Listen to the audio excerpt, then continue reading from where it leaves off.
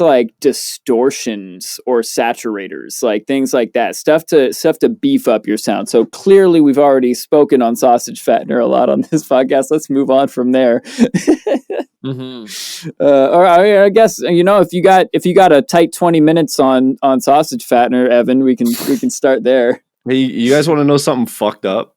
Yeah, obviously. I put sausage fattener on every master that I do. I'm not even kidding. At 1%. 1%. At 1%. I feel you. We should have a before and after video where the before is just like utter garbage. It's like after sausage fattener at 1%, just beautifully polished. Or do it with that "Show Me What You Got" episode of Rick and Morty, where it's like, "Oh yeah, before be like boop boop boop boop boop, and after everybody gets swifty in here." Yeah, different song. Subscribe on to YouTube if you want to see my swifty dance moves. So I think sausage fattener is the one for you, eh? Yeah, sounds like it. For me, yeah, definitely. That's it. Shout out Data Life, sponsor us, give us an affiliate link. Woo! Yeah. Okay, so for distortion, I think we would be remiss not to mention Trash 2, but I think everyone probably knows about Trash 2 at this point, right? Is that and I don't know if it's always free, but I feel like it's easy to get for free, at least. Is that accurate? Yeah, get yourself a prolonged demo if you're hesitant. But Trash 2 is sick, but it's like so involved. I just don't find myself reaching for it. I feel you. That much. I don't really like the interface of it. It's just so many pieces to it and the different like overlays and pop-ups inside of it that you got to navigate to like do your shit. Whereas like a bunch of other ones are so much simpler of a UI. Even if they technically can do less, they're more fun to reach for and like look at. Yeah. So like if you're looking to like get really nasty distorted stuff and like have a bunch of options for distortion, Trash 2 is still like far and away the best. And like the sound design possibilities with Trash 2 are sick. So keep that in mind. But for me, one that I've actually found myself using more and more on like groups and stuff is actually, so I have Ozone 5 and still use Ozone 5 for mastering stuff because I just like have OG. Yeah, just the OG. But I'm sure all of Ozone stuff still breaks out into the individual modules. And so using their multi-band exciter on like groups of stuff has been sick for me, especially because you can do mid-side in that exciter and just target like certain bands. So like you can really like fit stuff around, like fit it like exactly where it needs to be in the mix, and get really like precise with how much it's really just a saturator, right? How much saturation you put. And I mean you can push it hard enough to be distortion, but that for me, I guess I don't know how useful this is as a Black Friday recommendation. Like if you don't have Ozone, like maybe get it and start using that. But that just came to the top of my head as something in distortion that I've been using a lot lately. It's interesting. That's what's up. I mean, yeah. What about you guys? Multi-band exciter. One thing I wanted to bring up, I haven't even paid for the real bundle yet because, the free bundle's lit, but the Melda bundle, a lot of my distortion mess around, fuck around and find out sessions lately have been using the Melda Saturator and the Melda Wave Shaper, actually. And, the Saturator is a saturator. You can mess with the harmonics, and it's got this like kind of compressor exciter function on it too that you can turn on and off and play with taking like positives and negatives out of different harmonics, which is way better than EQing. You know what I'm saying? Like EQing, you got to like have something like soothe where it'll move with whatever note you play. Whereas if you take out the harmonic, it'll just be like, okay, well, here's the fundamental. So clearly here's the second harmonic that we're either boosting or dipping, and doing it based off that. I really like that vibe.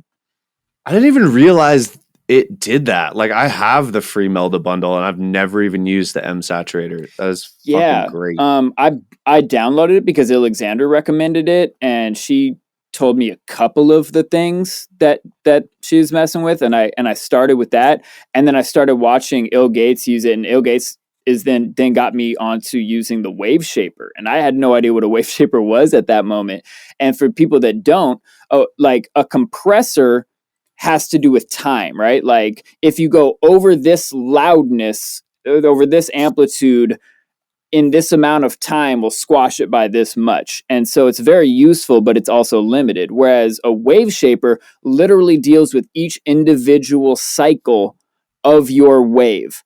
So what does a wave, what do we want to do to this amplitude of the wave compared to this amplitude of the wave, large or small? And so you've got a graph of like the amplitude coming into the amplitude going out. So what you can do with that is take those really small quiet parts at the end of a sound and turn them up really loud, and you could even completely reverse the curve. So the quietest shit on your sounds will be the loudest shit on your sound, and vice versa. Like the big attack will turn quiet. Like you could completely flip a sound on its head, and there are so many possibilities on how to mess with that.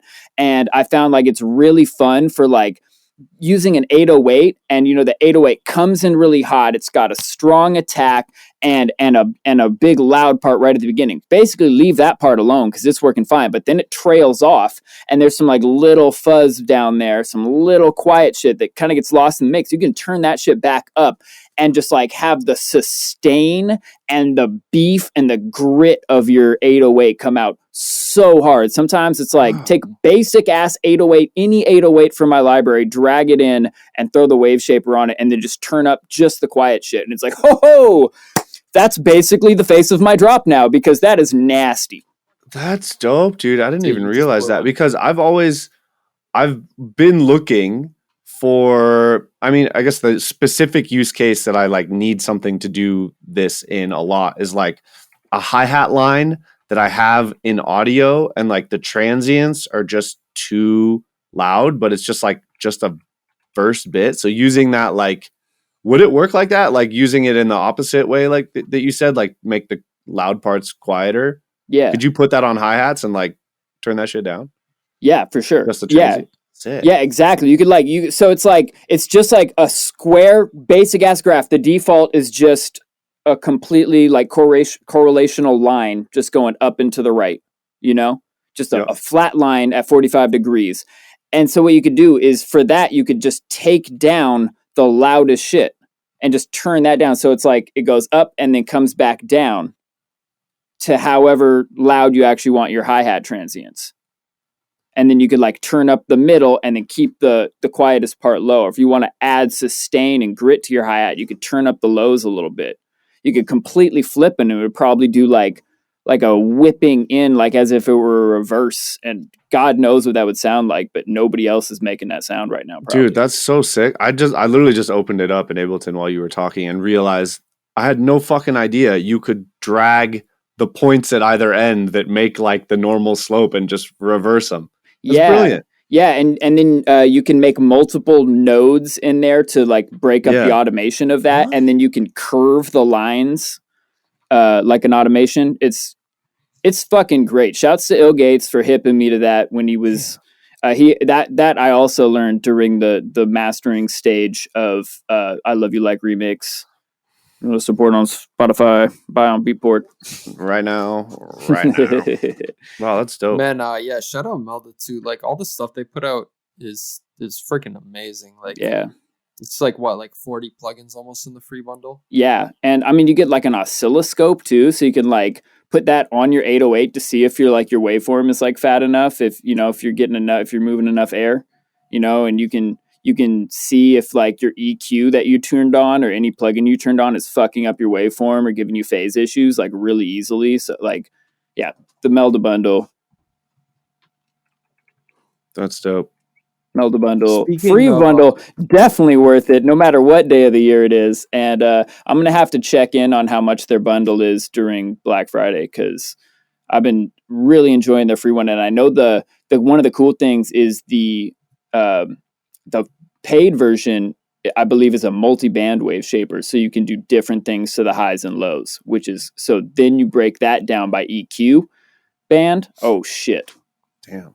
Yeah, right. So you can so then you can fuzz out the high frequency information super max without fucking with what the bass is doing. And not fucking with your sub notes.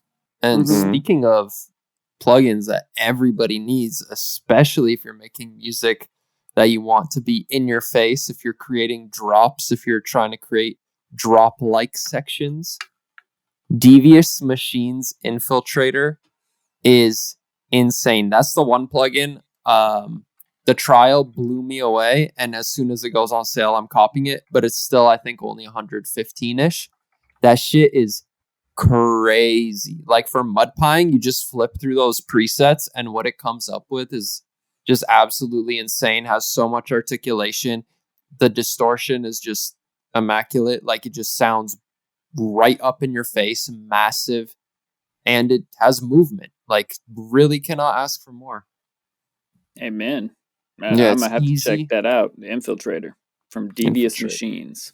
Yeah, I just realized also, speaking of distortion, I just got this, and I've only used it like a few times. But if you want like a more in-depth distortion unit, Rift by Minimal Audio. They got me on an Instagram ad. Good for them. Golf clap. But it's got a lot of really, really cool time-based parameters that is way easier to use than Trash 2 has like LFO stuff that you can do with like EQ bands and whatnot, but this has like a bunch of really cool, it just you end up doing a bunch of stuff distortion wise that you wouldn't normally. Yeah, dude, this is like the serum of distortion. It is. I was literally going to say that. It literally is the serum of distortions, and you can you have so many more options for distorting your sound in like a super clean UI that's not like hard to understand at all. Like sometimes Trash can be. And like I said, I can't speak too much to specific use cases, but like I've really liked it in the little amount that I've used it. I got a question for you guys. Favorite freeware plugin? Or I already said that Melda bundle. I'm probably just gonna underline that shit. Right so I'll throw out a couple. Saturation Knob by Softtube. It's super basic. It's honestly not like the most amazing saturation, but it has one knob for the amount of saturation and then 3 types. It's like low, neutral, and high. And I've found myself using it on stuff frequently over the years. Just if I want something quick that is different than just the Ableton saturator, because sometimes I find myself just using so many Ableton saturators. I'm like, okay, I want this thing to sound like a little bit different than all the other stuff I put saturator on. So I use that one. Crush with a K by Tritik, Trittik. It's another distortion bit crush downsample plugin, so in the distortion topic, but it sounds great. It looks sexy. And it, like, for someone like myself who likes to distort, bit crush, and downsample a lot of different stuff, it's really cool. And then it also has like a little modulation section that I don't use a ton, but it for freeware, it's like, are you kidding me? It's so good.